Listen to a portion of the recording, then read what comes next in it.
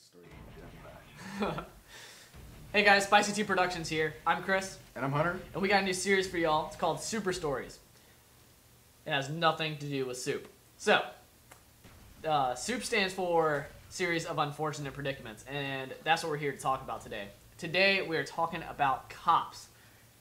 We love cops. We love that they're there. We love that they protect us. But sometimes, cops can be a little bit ridiculous.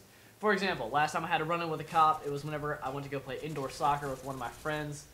My friend's name was Black Chris. It's not really his name. We called him that because his name is Chris and he is black. We go and play indoor soccer. We don't even get out until about midnight. So I'm taking him home, and I didn't have any other plans that night.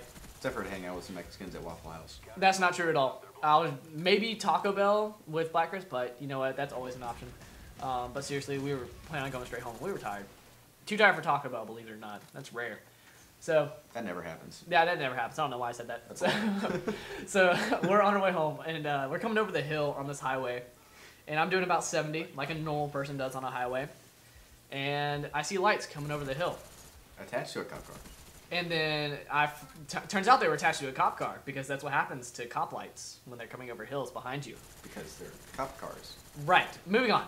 So this cop car comes up, and he's flying over this hill. So I look at Black Chris, I'm like, dude, I gotta move over. This guy's gotta get to this drug bust downtown. I do not want to be impeding on his progress. I want him to succeed in whatever he's about to go do. So I move over to the right lane, but the cop moves over right behind me, and I'm like, oh, crap. So I move over, and I pull over and get my license registration ready, roll down my window, turn the music off, because I'm prepared. I don't want to be the jerk-faced teenager that leaves his music on during all this and doesn't know what license and registrations are. Like most females, especially teenagers. So, this officer comes up to my window. We'll call him Officer Reynolds, just for our purposes. Comes up to my window, he says, "Son, you know how fast you were going?" I said, "Honestly, sir, probably about 70. By the way, we live in Alabama, so it was more twangy than that. It was way more twangy, but all cops sound like that to me, so it doesn't even matter. So I said, "Honestly, sir, about 70 miles per hour." And he said, "Well, son, speed limit's probably about 50 right here. I don't know if you saw that." I was like, "No."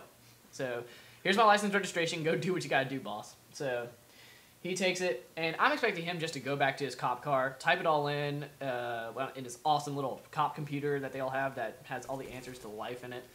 You know, just open it up, get the information, bring it back to me, tell me what's up. Should be fast. Should be a normal situation. But no. He stays back there for like 10 minutes. And these are going by so slow for me, Black Chris, sitting in the car doing nothing. So he comes back, and while he's talking to me, explaining some curfew that I didn't know about, evidently he called for backup while he was back there, because his buddy shows up, and his buddy gets a flashlight and starts sniffing out the back of my car, and I cannot figure out what he thinks is back there. It probably smelled really good. Probably, because, I mean, you know, it's probably Taco Bell. There's always Taco Bell in our car. And last time I checked, Taco Bell wasn't illegal, so no big deal. Anyway, Officer Reynolds lets me off with a warning after being really weird, asking me some strange questions.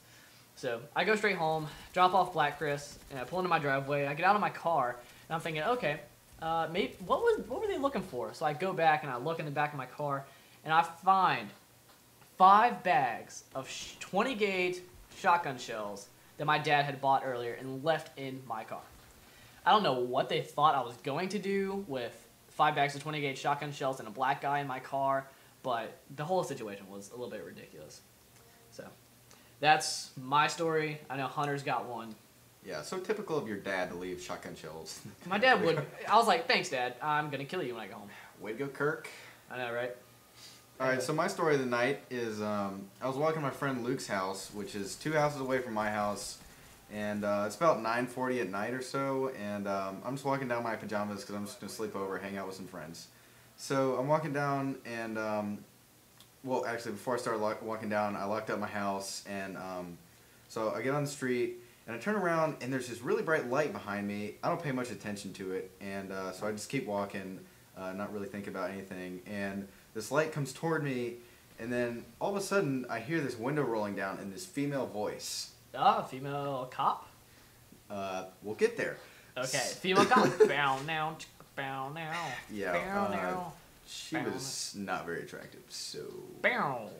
Yeah, when she turned on her lights, it was pretty scary. So she says, you know, she needs to talk to me, and so I stop, and she gets out, asks me a few questions, and goes back to her cop car while I'm standing out, just waiting for her to get done with her stupid computer, typing everything in, which took way too long again.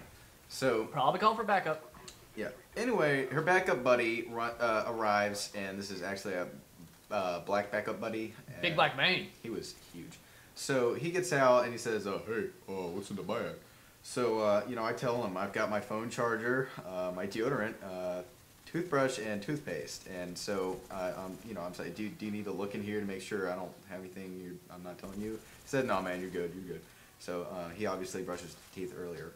Man's on top of his hygiene. He got his hygiene game up. So he had impressed the ladies at night. So anyway, I get off with no problems at all. I go to my friend's house, and that was the story for the night. But after that, that is how I acquired the smell of cops. Dude, Hunter can sniff out cops like nobody's business. All right, dude, that's all the time we got for today. Dude, super stories, new series coming at y'all. Definitely tune in for the next few. We will see y'all later.